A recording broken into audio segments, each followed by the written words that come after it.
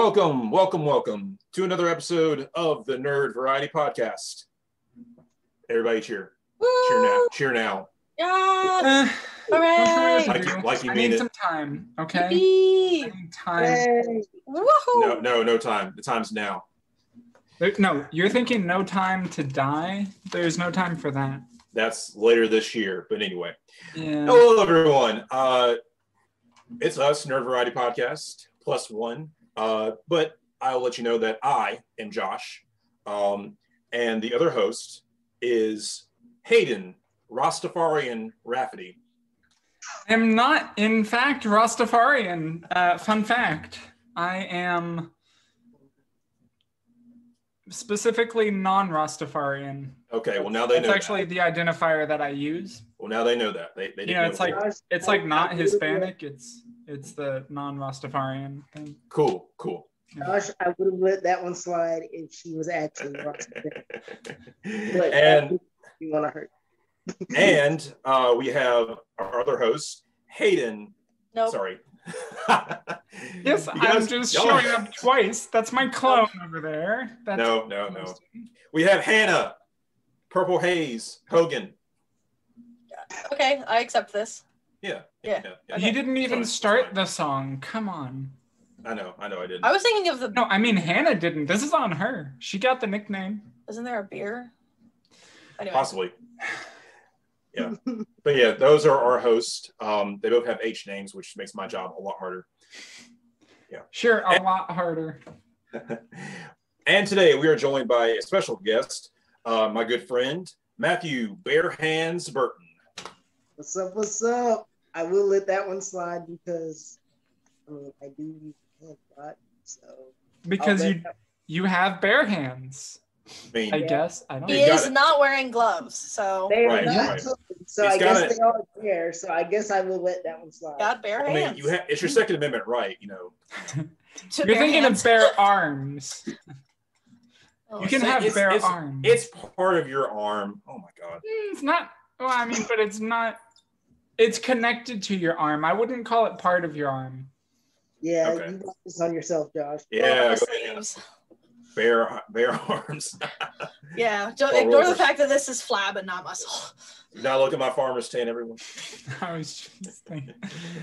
All right, so this week I want us to talk about what media has inspired and motivated us into wanting to do what we are doing now or what we'd like to do in the future, and what currently motivates and inspires us. All right, so that's what you want to do. Did you ask us what we want to do? I did. I asked all of you. You all agreed. Oh, okay, that's fair. Yeah, It was yeah. consensual. Yeah, it was consensual, always. And so for this podcast episode, I brought my friend Matt on because he has a good story to tell about having to have inspire and kind of have motivate himself to get where he is now, and he's had a lot to inspire him to keep him at where he is. So Matt, I've heard your story, and listeners may have heard bits and pieces, but if you can give some background with context of what media that kind of helped you along on your journey. Sure, no problem.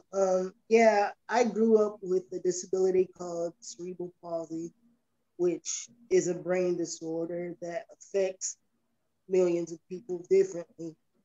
I happen to be one of the lucky ones where it only affects my balance and the way I walk, and some of my motor skills. But other than that, I haven't let it stop me from doing too much. And I mean, I was inspired a lot by, I'll say, superheroes, of course, growing up. Anime before I realized what anime was. Yeah. As odd as it sounds, pro wrestling, that was a weird motivation. That is probably my weirdest motivational thing that has helped me keep going and grow into where I'm at right now. But the others, like superheroes and comics and anime, that's been my biggest one, other than my own upbringing. Yeah. Which ones particularly, and like at what age did each kind of like hit you and like, oh, that kind of, that's one that makes me want to do this. That makes me want to do this. The earliest I would say probably pro wrestling because I watched it with my dad when from like the age of 3 on into till I was about 10, 12, right before he passed away. So like that was probably the biggest one, and then after that would have to be anime. But that's also like before I knew what anime was, you know. And now, going into now, it's anime. Like there's a lot of stories I can tell about it and how I got to that point, excuse me. But yeah, we'll get into that a little bit. But yeah, the biggest one right now is anime.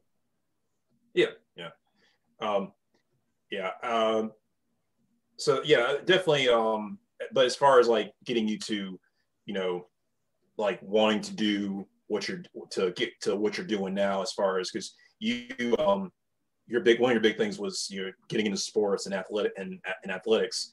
Was it pro wrestling? Was it watching like combat stuff? What kind of got you kind of leaning toward that? Yeah, it was definitely pro wrestling because that was the dream goal for me, was to be a pro wrestler, until I got older and realized I couldn't do some of the things that pro wrestlers do. So then it shifted into getting into combat sports, jiu-jitsu and MMA. And that I actually could do because that is so very adaptable. So that's what I ended up doing. And that's where I'm at now. It's like I'm doing MMA and jiu-jitsu, and like the biggest motivation for that was it was anime, and one, me wanting to be the athlete that I knew I could be. Yeah. Just learning to push yourself past your limits, and definitely,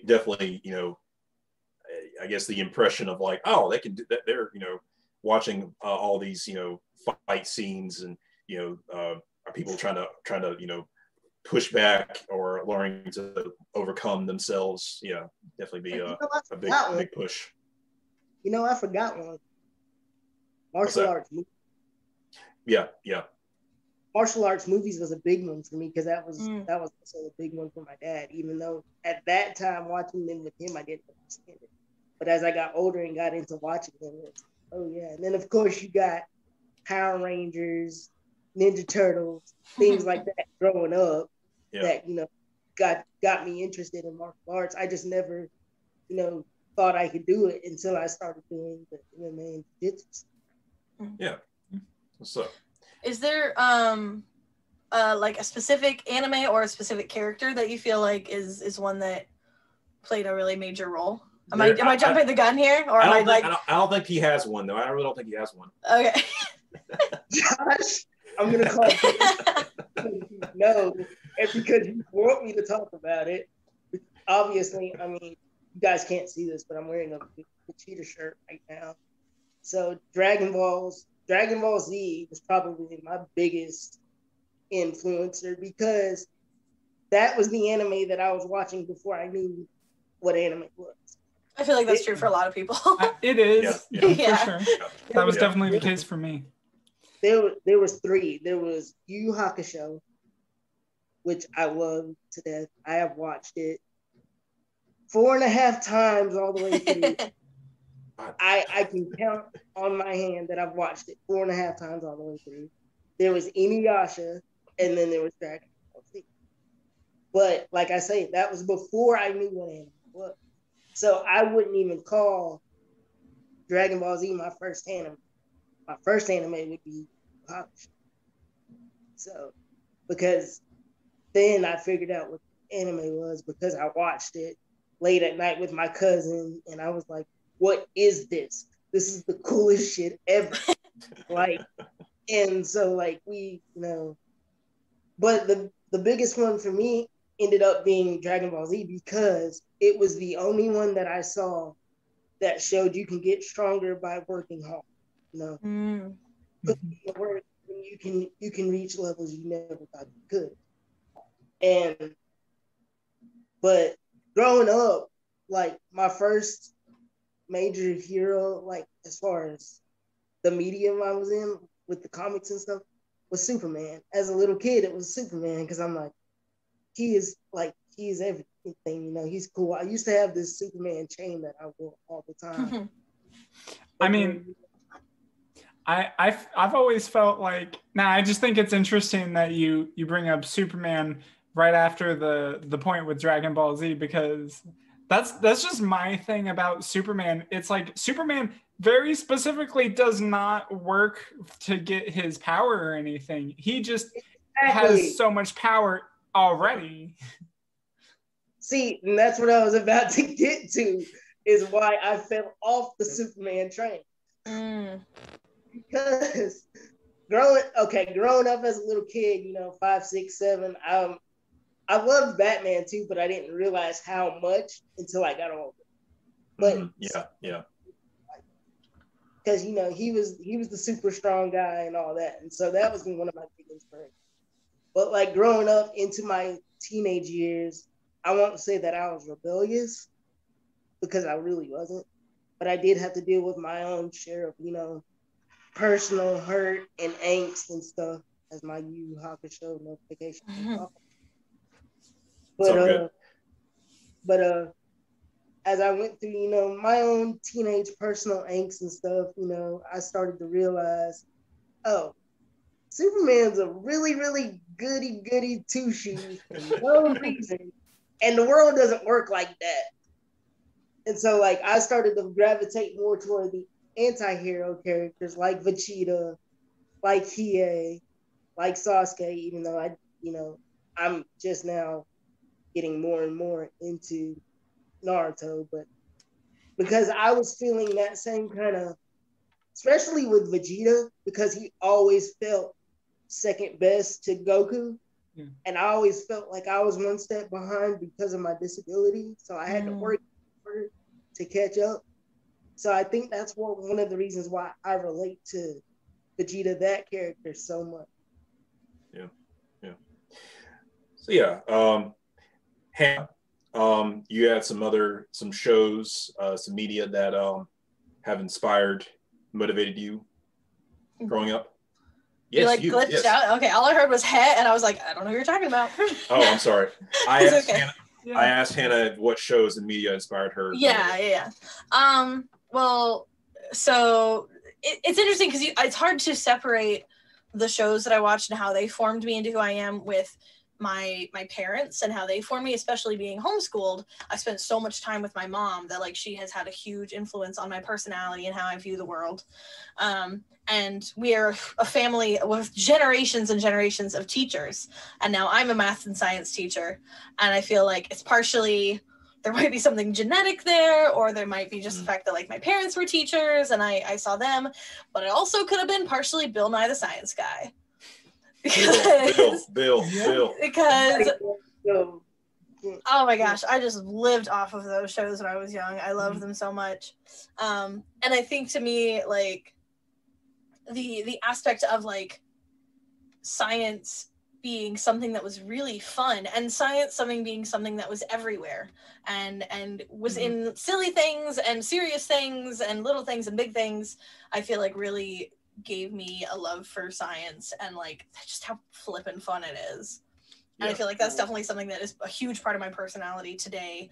And my students probably are really irritated by it because I can't stop talking about like random science stuff all the time. And they're like, this is a math class, Miss Hannah. I'm like, yeah, but physics. And I know you're 8, but physics. But actually, Hannah, I'm very curious. Do you continue to be inspired by Bill Nye? I don't know if he's still doing Bill Nye Saves the World, but I saw a little bit of that. And it's funny because I do kind of get it to a certain point where I feel like he's a lot older now, and I feel like he's just kind of sick and tired of people being idiots. Yeah. And I'm like, same. I'm only 25, but I still feel that. Yeah. I didn't really watch it that much, but some of my old roommates used to watch it. Oh yeah, that was me. Yeah, I know. It was a good show. I didn't have the same energy as Bill, not as Bill, not the science guy. Of course, because it was something geared towards adults instead of kids. Yeah. It was more just, kind of showing giving a like scientific view of the world, at the world view, like lots of different points, instead of just teaching kids science. Yeah. Well, and my inspiration from the Bill Nye the Science Guy TV show was kind of twofold, because I feel like it was formative when I was growing up and I was watching it and taking all of that as a kid. And now as a teacher, I try and exude the same sort of energy that he did, where I'm like, science is awesome, right? And when I was student teaching, I had my kids throw eggs at each other to talk about momentum and stuff like this. Like, so there was the part of it that was inspiring me as a kid, and the part that is sort of dictating what kind of teacher I am today.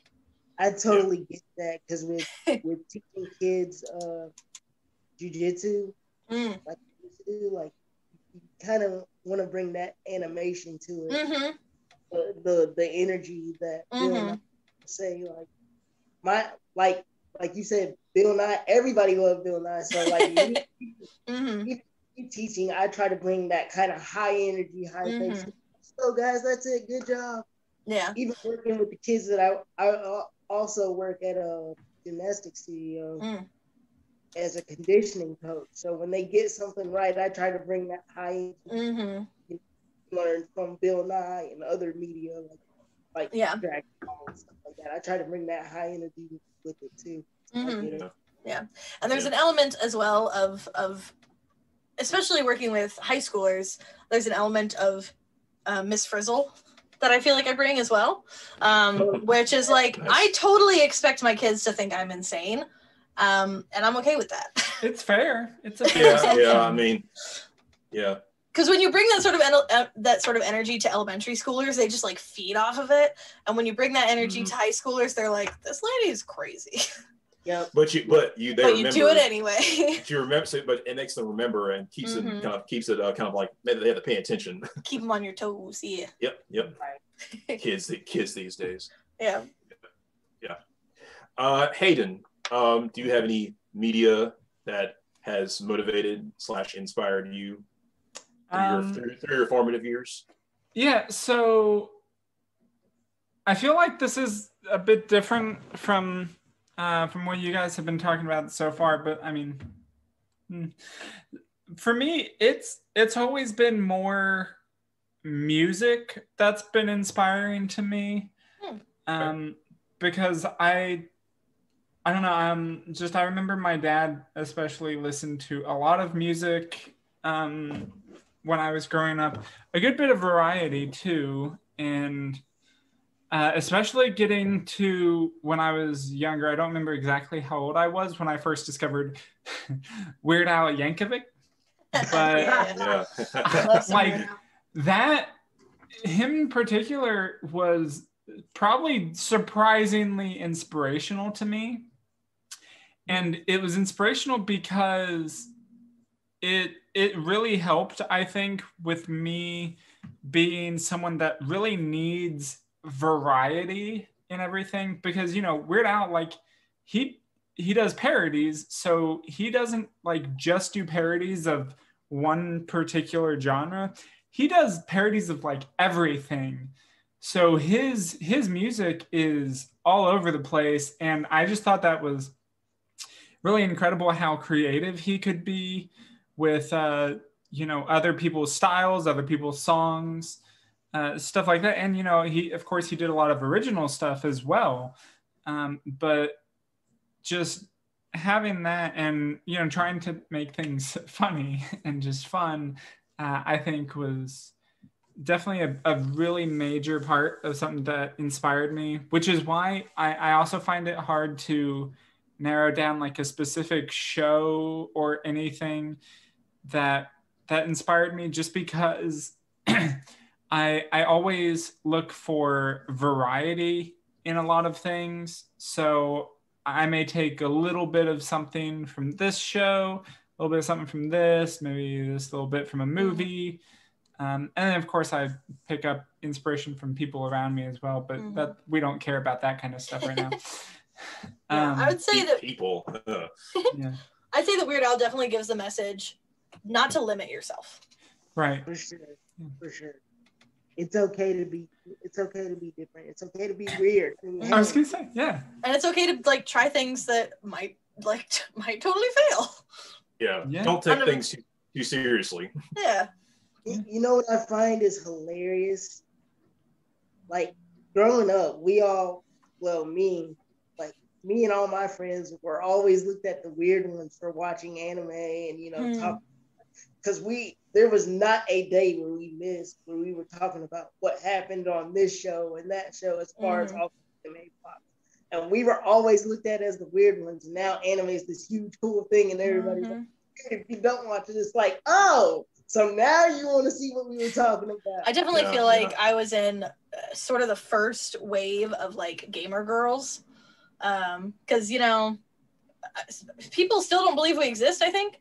But yeah, I mean, having been interested in video games for the last 20 years, right, was definitely felt like an outlier for a long time, and now it's like, oh yeah, that's normal. Yeah.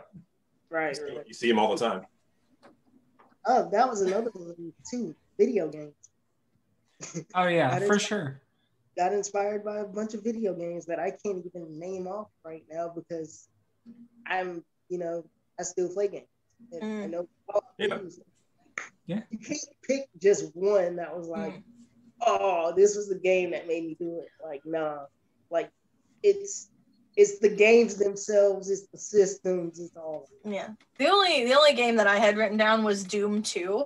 And it's just because it was like I played like a bunch of Nintendo games as a kid, but it was my always first seem to come to Doom. I love Doom, man. I mean, it's awesome. Great, but yeah.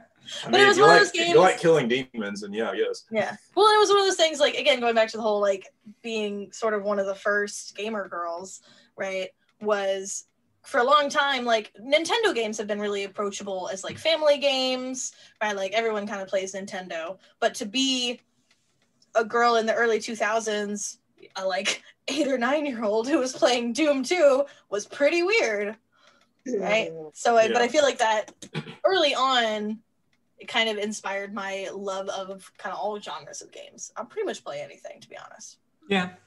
Yeah. That's pretty much how I am. There are a few things I just don't really, I actually haven't really given a fair shot on, like a lot of simulation games, a lot of simulators I haven't really tried, like Flight Simulator, even though I've heard it's great. Farming Simulator always just seems so weird to me. Just none of them are as good as Goat Simulator. It's just okay. a fact. I have played Goat Simulator, so Simulator. I don't understand any of the simulator games. It's like, to me, it's all just like, why? Yeah.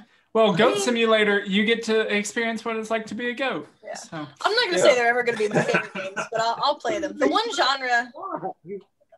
genre I don't ever play, and it's I want to, but I don't ever play horror games because I'm just scared. You played Dead Space? I played Dead Space. I've only made it halfway through because I was like 2 tenths. Oh, come on. You Although I'll keep playing. I kind of understand that though, because like I still haven't finished Dead Space, but the game that, I didn't just give up on it. Like it just kind of, I put it down and just forgot to pick it back up. But one game that I refused to pick up again. This was when I first started streaming. I was streaming Outlast.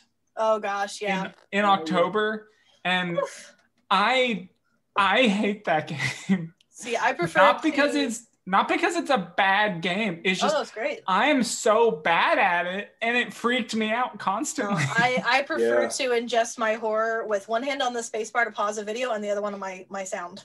Turn the volume down, pause it, play it, pause it, play it, pause it. Hannah, you should really try to play Phasmophobia in VR. Oh gosh, no. Seeing the ghost in your face, it's terrifying. Oh god, I am so bad at Phasmophobia. Like, no, so we're getting off topic. Yeah, we are. We totally are. I have a funny Dead Space story that I will tell y'all. It is hilarious, but it's also the scariest shit ever. Spooky. Like, anyway, I could talk about Dead Space more, but it's fine. Anyway, I'll tell y'all later about that. Yeah. To circle back to the Superman thing, I was never really into Superman as a character growing up. Like I got my entrance into superheroes was Spider-Man and Batman. Yes. And they're a little more relatable. But then I started watching Smallville, and that was like one of the first like live action superhero shows like out there. And watching that through all 10 seasons, and I really kind of got to learn about him as a character before he became like, you know, the icon or the character everyone knows him as the goody two shoes, does everything right, can't touch him, Mr. Has it all. Because as you see he grows up as an outsider. He grows up, you know, kind of isolated from the world. He has to learn about, you know, how to use his gifts for good and make sure he's doing the right thing and not doing something just because he can. Yeah. I really did vibe with that message, and it was like, it kind of helped me. Watching that growing up was like, okay, yeah, cool. I can be, even though I am different, I can, you know, find like my group. I can, you know, still I can do the right. I can make sure I'm doing the right thing. Yeah, it was really good entrance into the Superman genre for me. See, I can relate to that, but the problem with me watching Smallville, and I know you've tried to get me to watch it for years now, but a couple years. I think my thing with it is I won't be able to get the image of him now out of my head to go back to Smallville and kind of just put that to the side. Yeah. But I will say that the Snyder cut of Justice League did give me some Superman. I will say. Oh yeah. Well, as like with these like Man of Steel movie, that kind of did show like some of the stuff that you see in Smallville, like him being an outsider, him being kind of having to learn how to be a loner most of the time and trying to figure out his purpose. While, you know, and then getting to that status of Superman. Which I did love Man of Steel. I will say that. Like, I've always respected him, but he's just not a fan favorite of mine. Well, it's hard for him to be relatable sometimes. Yeah, it's definitely hard for him to be relatable. Yeah, there are definitely aspects of his character that are relatable. Mm-hmm. Like he does have a tendency, I believe, to kind of think that he can do everything on his own. Yeah, which side effect of being invincible. Yeah, he does definitely have weaknesses. Mm-hmm. A pretty significant weakness that isn't talked about a lot is his weakness to magic. Yeah, in comic books comes up quite a bit. But no, but then they have episodes of him, not episodes, but issues of him repairing the moon. Like, bro. As I mentioned in a previous episode. But other inspirations for me were like watching, like I think started in high school, and then going to college, watching CSI and Scrubs. Kind of watching that, you know, hospital environment, because when I was younger, I really wanted to be a doctor. And then watching the CSI, how they kind of broke down, use like, you know, science and scientific method to break down like crime scenes and figure out who done it. I really liked seeing like kind of the darker side, like the fun part of like you know, healthcare and all that, or that kind of that side of things, and looking at the science and the, like, you know, the uncomfortable like truth of you know, culture of like people, and you know, see the good and the bad, and see kind of as a kind of a gray area of like of how things can go bad, things can go wrong. Right. Yeah. Did you relate more to Turk or JD? Kind of both. I can see it. Yeah. Honestly though, like, now I loved Scrubs growing up. When I went back to watch it later, when I was more grown up, I was like, wow, JD is not a good person. He's not great. No. Like, he's kind of a jerk. Yeah. He kind of gets that, getting stuck in your own head, or thinking you're the center of the universe, which, I mean, he was the star of the show and it was kind of revolved around him, but his character kind of reflected that, and that was like, it's not really about you, dude. Yeah. And then of course, growing up watching a bunch of cartoons and a lot of shows about, young geniuses, that kind of inspired me too. So I thought I was smart back in the day. I feel like we grew up at a time where, I don't know, I'm like younger than all y'all, but we all kind of grew up at the same time, okay? So I feel like we grew up at a time where like we were bridging the gap between, I feel like, the stereotypes of the like 80s and 90s where like the nerds were the outcasts, and now in the 2000s, 2010s, the nerds are the cool kids. And I feel like we grew up kind of in that transition period where like getting into anime was cool and being smart was cool, and you had TV shows about like Jimmy Neutron, and you have the introduction of like Iron Man as a superhero in mainstream culture, where like his only superpower is that he's really smart. Right. Yeah. And so I feel like we grew up with those sort of showing us like it's okay to be smart. Maybe it's even cool. Yeah. Right. And actually, one thing I did want to kind of come back to was, like I know he was obviously in the mainstream for a while, for a long time before that, but like Batman is kind of that too, where he was a big motivation for me, or inspiration, because he has that sort of thing where he's like, he doesn't really have any superpowers. He's got wealth, sure, but that's not really what makes him Batman. Like, right. He's dedicated himself to being strong, smart, and just awesome. Yeah, willpower. So, that's one of the reasons why I related more to Batman, and that's one of the reasons why I love him now. Like, after like hanging out with Josh for a while, hanging out with some of our other friends, realizing, because I had forgotten about how much I loved comic books and superhero characters until I started hanging out with you, and like hanging out with some of our other friends, and I'm like, oh yeah, I forgot how cool Batman is. It's freaking dope. Like, I forgot about all that, because me, I was so focused on my fitness and MMA stuff that was kind of my niche for a while, other than the anime stuff, because that, like I said, it stuck out to me and it connected to me in a way that nothing else has. So that's always been there. But like, after hanging out with Josh and some of our other friends, like you guys, and some of our friends that are closer to us here locally, like, I forgot how much I love comic books. And that's why one of my biggest inspirations now that I'm older is Deadpool. God. Yeah, he's a very inspiring character. He really is, because he's especially for children. Yeah. He is not. Maybe not for children as much, but he's an inspiration for children, I will say. But like, because there was a point in my life where, like, as I was getting older, as I was coming into a young adult, where I was like, man, I know what I want to do, and I'm trying to get there, but how do I do it?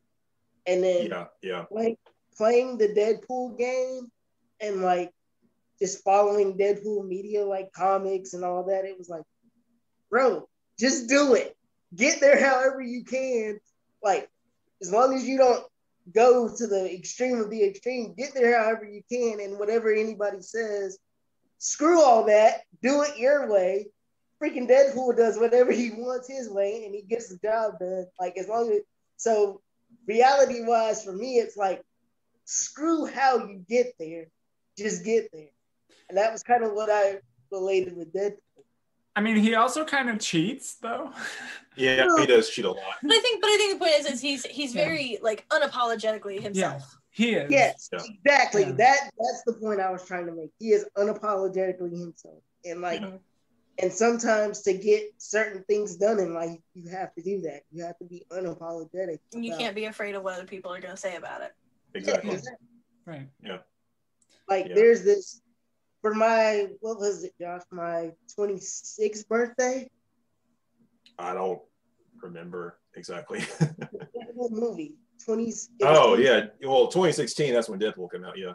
Like yeah, it was my 26th birthday, and like so, I was living in Statesboro with some of our friends at the time.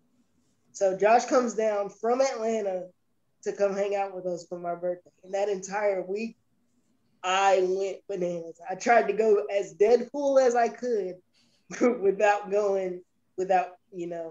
to the extreme of the extreme. Like I acted the most crazy as I could. I dressed up as Deadpool to go to the first night it came out. Like it was wild. It was fun. Like that's how much he's like inspired me to that. As long as you don't wake up on a bed of chimichangas with your samurai sword stuck into goons, yeah, you're fine. Wait, why is that a bad thing? What if my samurai sword stuck into the chimichangas? Right, like that's fine. I mean, well, Deadpool, he kills people. I mean, yeah, okay, so remove the killing. That's the worst case. Yeah, so take that out of there. But as long as you got chimichangas, you're good. Well, wait, so I'm sorry, you're waking up. Okay, the problem does come if you're waking up in a bed that has uneaten chimichangas.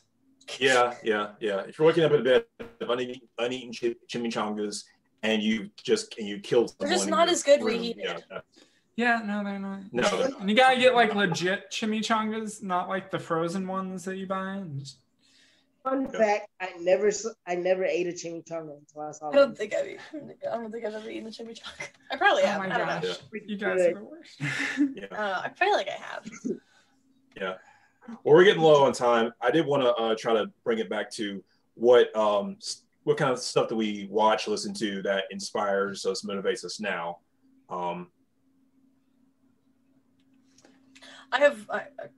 Was it the end of that sentence?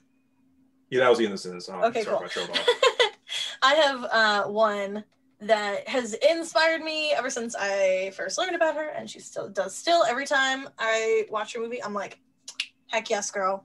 And it's Eowyn from Lord of the Rings.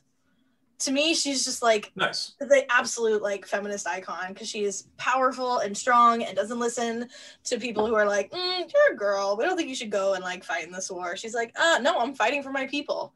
I'm like, heck yes. Every time I want to be like Eowyn every day. Yeah. So I'm always terrible about Lord of the Rings characters, so I'll get back to you on how I feel about that one, because I don't know things. She's actually the coolest. Yeah, okay, sure. But no, for me, now this may be obvious, more recently, in the past couple years, it's definitely been what's been inspiring me. Has been what I've been just looking for inspiration in, which has been pretty much everything surrounding like gender identity, sexual orientation, all that stuff. Any kind of LGBTQ plus representation, which gets a bit exhausting sometimes. There are other things too, though. But definitely when it's done well, you get really good representation, and it really helps motivate you, and it can kind of bring you out of a whole thing of being in a headspace of stereotypes. Like, I'm going to bring up the show I always bring up, BoJack Horseman. You got Todd, who is asexual, and like, he's just ridiculous. You said asexual? Yeah. Okay. So like it's not necessarily, first of all, one thing that kind of breaks the stereotype with him is he's an actual person, not a robot or anything like that, or an alien. And that also tends to apply with non-binary characters, which I don't believe there's one, at least not straightforward said in BoJack Horseman, but and then there's the show Pose, which I've also talked about, but that show it does a really good job of representation, and it just shows like it sticks to its very obvious like group. So it has its demographics, but it's like showing the diversity within such a specific group. It's something that, with the positivity and, you know, how characters deal with all the negativity, it has definitely been inspiring and motivating to me to help be more, you know, out in myself and just kind of like Deadpool, unapologetic. Oh no. yes. Oh yes. But no, there's also been music for sure. In fact, I'm doing a class tomorrow about like motivating, inspiring, empowering music.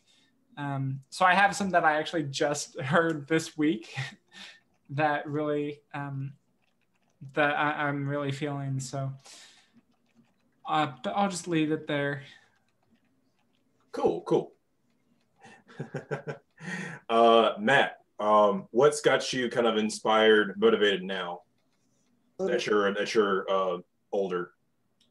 Now that I'm older, like, and now that I like have a specific goal in mind, one of the ones that inspires me now is a lot of fitness media, of course, especially CrossFit media, MMA media, like whatever it is, whether it's podcast, countdown show, seeing how these people like work for their goal, because I'm in the same boat on a whole nother level, but I'm still on a whole nother lower level, let me say that. But like it's inspiring to watch people go through some of the same things that I've been through. Kind of like what Hayden said with the LGBTQ community with the representation. As much I try to find as much disability representation media I can find, and watching some of the other people that have, you know, their issues that they've, you know, overcome and stuff like that. Of course, it's still anime. Like there's like I've literally tied Dragon Ball into my entire career. Like it's my fight nickname. It's the name of the YouTube. It's part of the name of the YouTube project I'm working on. Like, but there's that, and also music. There's always been music that I didn't mention, but you know, like there's always been music that's always been motivational for me, from rap to rock to even some country. You know, I'm not even joking.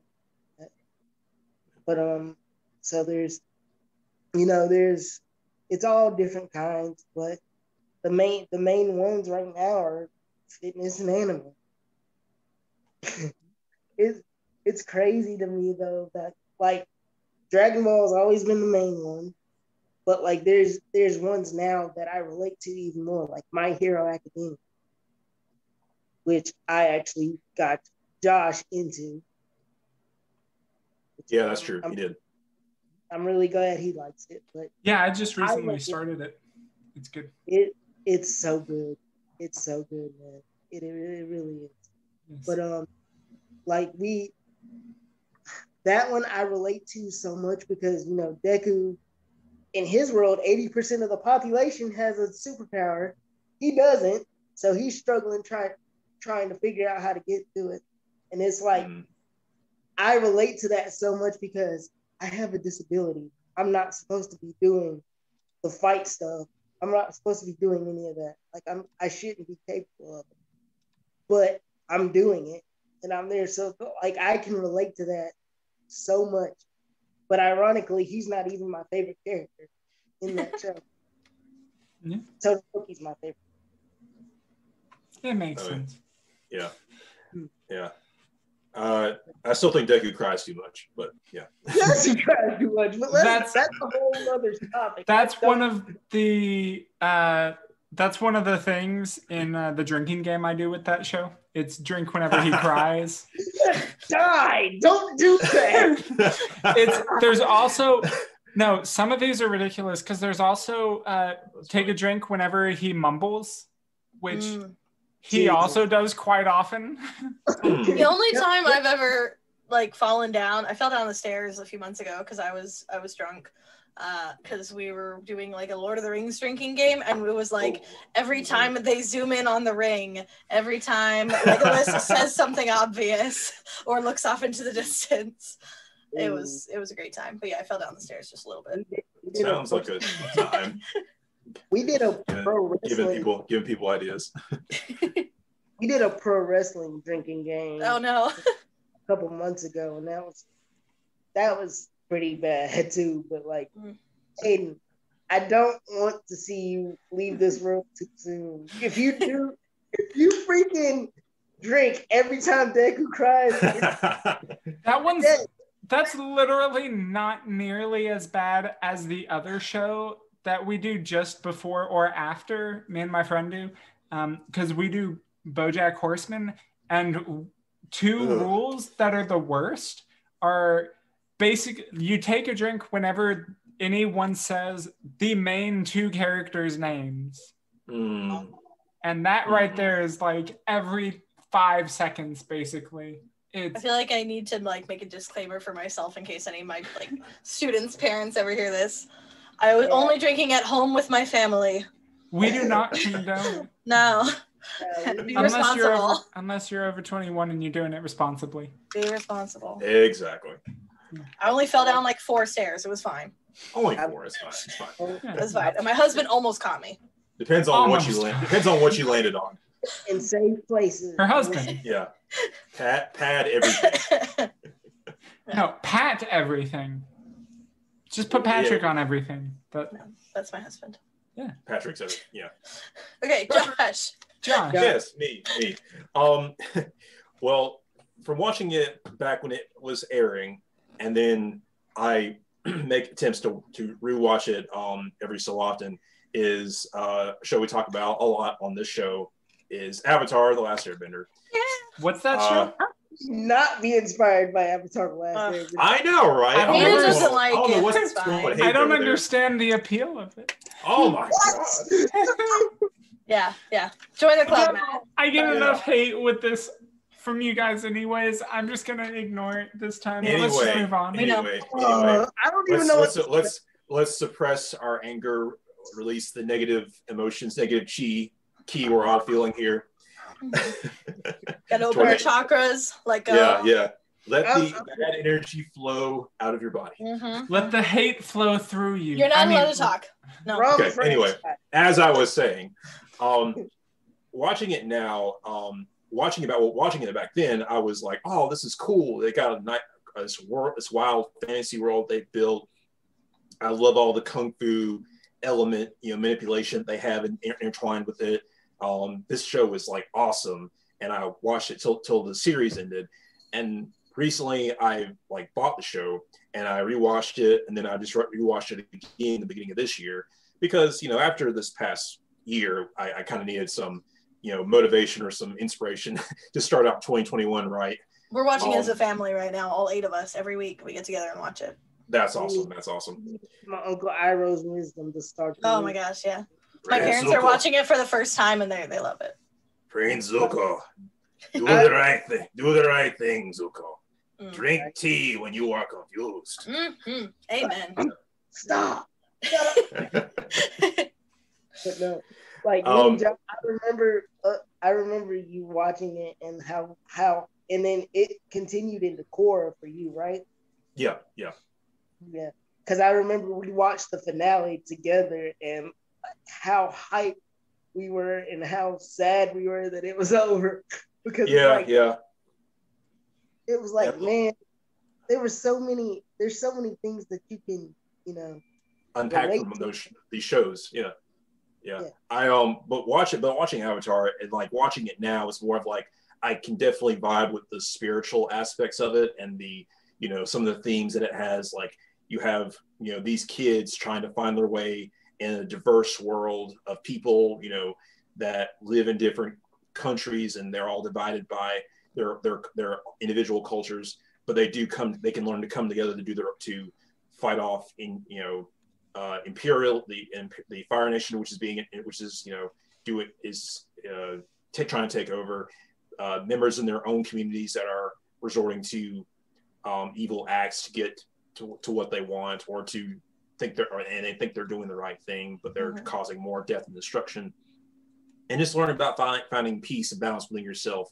Zuko I like Zuko's story of like trying to, regain his honor, but realizing that, it's, no one can give you that. You have to earn that further. You have to find that within yourself. And you can't, you have to, like you were saying, Matt, in the beginning, you have to go your own way to get to where you're supposed to be.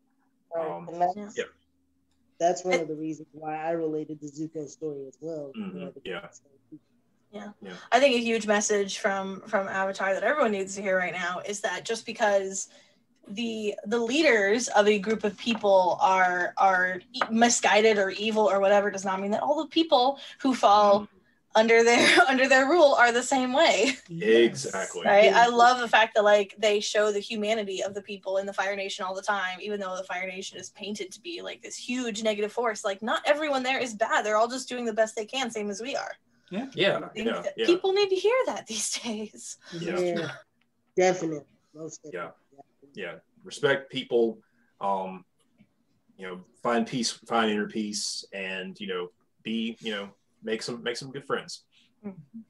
Josh, you're wearing a Captain America shirt. I'm surprised you didn't mention the fact that what? Captain America. Yeah. Well, I figured he would be. No, I just put this on. But like most of your superhero things are Captain America that I know of. Well, yeah. I think I mentioned in the characters we identify with that I have liked his characterization in the MCU as someone trying to do the right thing, but also being mindful of the world that he lives in. Right. Yeah. Exactly. Yeah, but we are almost out of time. I wanted to give Matt a chance to drop some of his social media and kind of tell us about that YouTube project we've actually been working on. Yeah, Josh is pretty much my other executive producer, along with one of our other friends. Yeah. I said yeah. Yeah. So you can find me on social media on Instagram at SSJSoldier135. You can find the YouTube series Instagram page at SSJ Project. I believe it's 135 as well. Check real quick.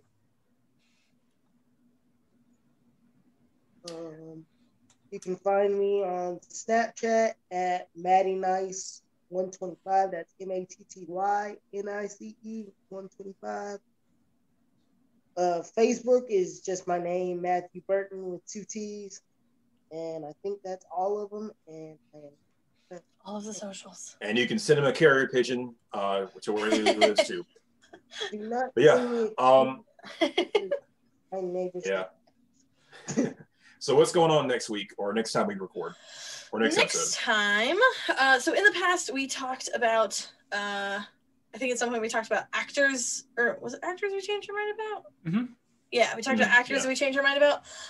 Next week, we're going to be talking about characters we changed our minds about. Ooh. Yeah, so character development, plot twists, things like that. It'll be a good time. I'll definitely be tuning in for that one. Yeah, it'll be a good time. Yeah, sounds like good stuff. It was really fun. I've been dying to do it for a while, ever since I've been listening, because like we're all friends, we all know each other, so of course I support you guys, and I appreciate it. It's been a lot of fun. I hope we get to do it again soon. Yeah, it's great to have you.